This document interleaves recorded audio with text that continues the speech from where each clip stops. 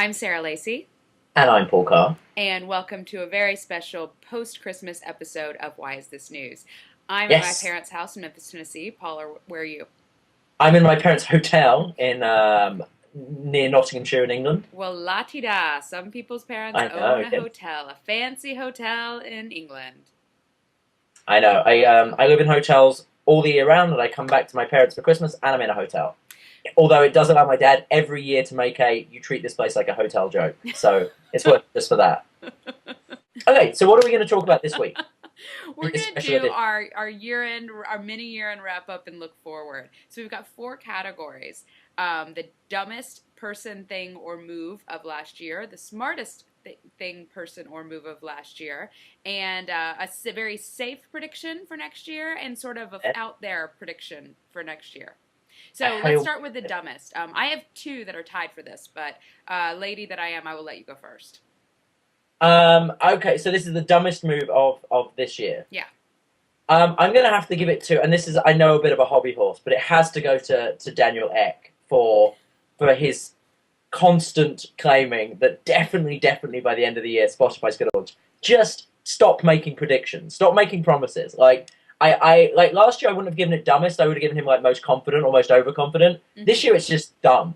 Like, stop doing it. And bear in mind this. So this isn't the dumb thing. Is not his inability to launch. The Yeah. dumb thing It's is the promises. Yeah. he's still promising when he Right. knows it's not going to happen. And also leaking to the press these fake rumors and saying like, "Oh, don't quote me on this, but this." Like, it's their whole way they've handled this publicly, I think, would go. It's like they've learned nothing about in a year of bullshit. They still haven't learned how to do it properly. Who's yours? Okay, so I've Your got two. two. I've got, first of all, Mark Hurd. I mean, how arrogant do you have to be to do, we don't know exactly what he did with this woman, and, but I think it's very clear he didn't get fired based on how well that company was doing under his leadership for just falsifying an Hmm. expense report, and he didn't get fired Yeah. just for having an affair. I mean, in this day and age, in corporations, people look the other way, consider that your personal business. It was such a disruptive move.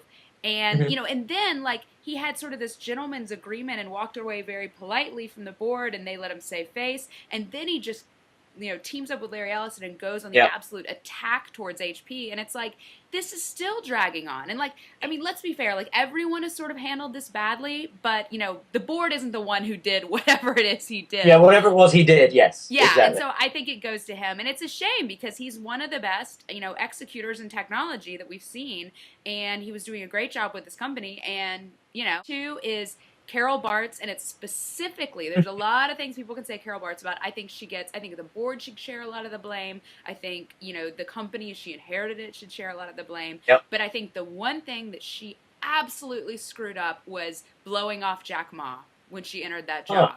I mean, Yeah, that's a good one. Yahoo is the only Silicon Valley company that has navigated China well.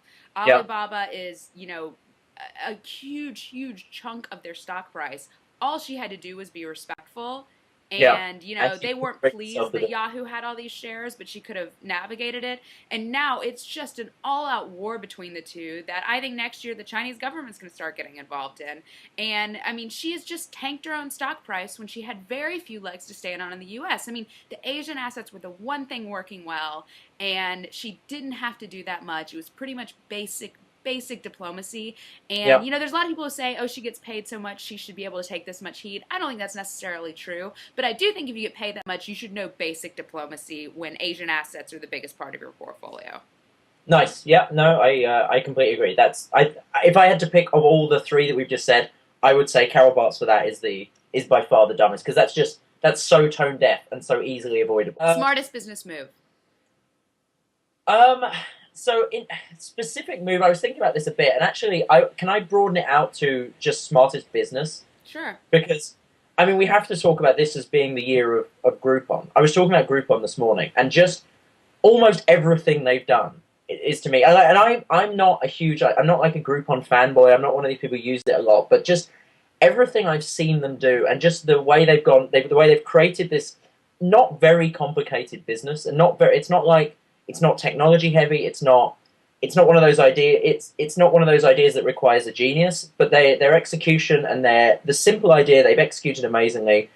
the fact that it's so easy to copy and yet they're still just like Yeah. their valuation and their performance is so light years ahead. Hmm. Like, I mean, Andrew Mason, I guess, if you had to pick somebody as a smartest person, but just the whole company is just astonishing. So Well, and I think they did a really good job of bringing in professional management. You know, we've talked about a lot of things they've done in terms of international expansion, which we'll see yeah, how that turns out long term. But like, let's give them credit for actually realizing there's a world, you know, outside of the United States, and maybe that's because they're in Chicago and not Valley. And I mean, that's the other thing. When's the last time we had a maybe that's company smart this too. Maybe big being come out in of the Midwest? well, I was going to say maybe being in Chicago is smart. Maybe it's one of those like by not being a Valley company or even not being a New York company, they're actually in Chicago. Might not be the real America necessarily, but you know they're in a place where they're not going to be defined by being an East or West Coast company like that. So maybe that's smart. And their acquisitions have been smart. I really like them. Well, and their lack of selling. And their lack of selling. If these revenue numbers that we've been hearing are true, you know, of course they shouldn't have sold. And, you know, they were smart to take money off the table there with. I think you're right. I think up until now, execution-wise, and they're a little bit of a black box because they are in Chicago, but execution-wise, I mean, it seems from the outside they've done almost everything right. Yeah, that would be my smartest. How about you? That's a good one. So mine is, and I know you're going to roll your eyes a little bit at this, but I'm going to say Andreessen Horowitz.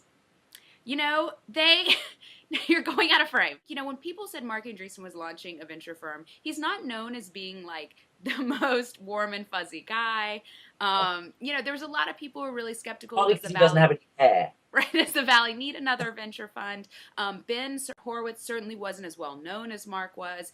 And in a really short period of time, they've raised 2 funds, and they have become the hot firm in Silicon Valley. I mean, they are up there competing on every deal with, you know, Sequoia, Kleiner Perkins, you know, Greylock, whoever you would put in the top. I mean, and I also love that they've stayed out of this early stage super angel fray completely, and they've just gone towards these either later stage deals or on occasion been really aggressive and picking and choosing and going after the early stage deals they want. I mean, if you look at the way they negotiated Skype, that was an insane deal for them to come out of the gate and do, which I think we all, you know, think is pretty brilliant now.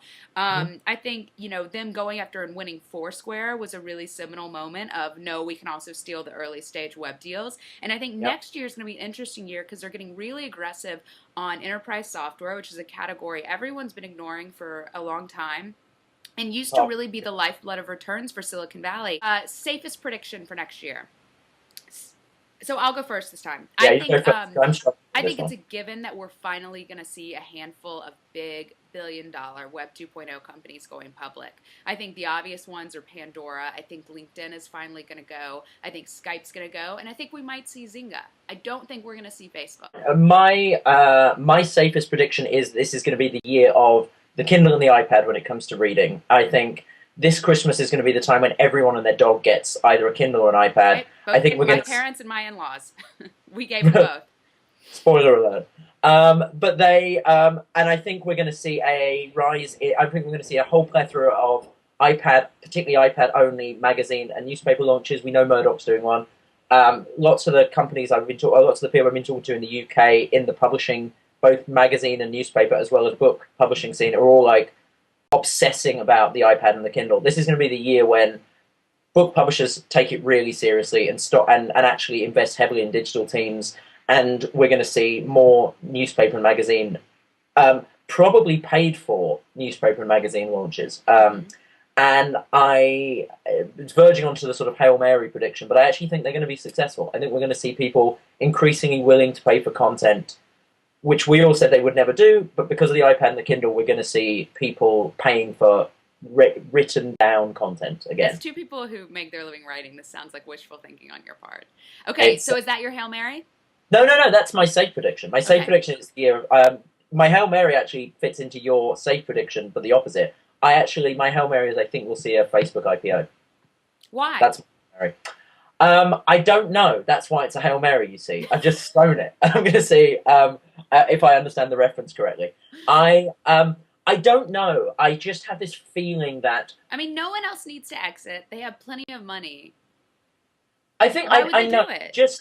I think it's... And again, I'm someone who doesn't even use Facebook. So this is like a blind person doing a Hail Mary pass. But I get this. I just feel like Facebook. It's. I don't know that it's going to be like a like a Bieber or any of these other crap where it peaks, but there is definitely going to come a point at which there's sort of a saturation. I don't know. It just feels like the right time next year will be when they'll do something like that, and I just have a feeling we're going to see towards the end of next year a Facebook IPO. But that's my Hail Towards Mary. the end, you're already hedging. Okay. I know. I'm already Daniel Eking the situation. So this is my Hail Mary. I think that, and this doesn't seem like it jives with what I said earlier. I think we're going to see some sort of crash is too hard of a word, but some sort of deflation in the Silicon Valley microeconomic bubble. You know, being in, I drove through the Midwest on the way to Tennessee, and, you know, driving through the Midwest, talking to people, talking to my friend who lives in Minneapolis, talking to friends of mine who live in the South. I mean, the Valley web scene, and not even just the Valley web scene, it's San Francisco as a whole, is really out of step with the rest of the country economically. So it's such a war for talent. Everyone's getting raises, everyone's getting bonuses, everyone's getting recruited. I mean, meanwhile, like the rest of the country is still really, really hurting. And it's getting really extreme as this war for talent and this like early stage bubble keeps inflating in Silicon Valley. What's been going on with the secondary market has been another sort of strange force where people are exiting before things go public, and like that's creating weird things in the system. So we've kind of already had the Google effect out of Facebook, out of, you know, I heard about Pandora's executives doing some partial liquidations. I mean, all of these little things taken together. So, you know, I don't really know what to make of this. I don't think Silicon Valley has ever seen, you know, kind of a good time like this that's so not based on IPOs or returns. But you can't have an economy that's predicated on building large businesses and have overall bad returns for this long and have everyone still making this much money. I mean, we go in a different cycle, but it's a cycle nonetheless. No, I was going to say, I mean, economics tells us that it has to be a cycle, or there has to be a point at which it peaks, and then there's a correction. So, good Hail Mary. It's uplifting, isn't it? So it's either Facebook IPO or total destruction of I mean, I just gotta say, look, I mean, if I've learned anything from like being in Silicon Valley more than 10 years, when it comes to times where I feel like I'm being overpaid, I put money in the bank because those times do not last forever.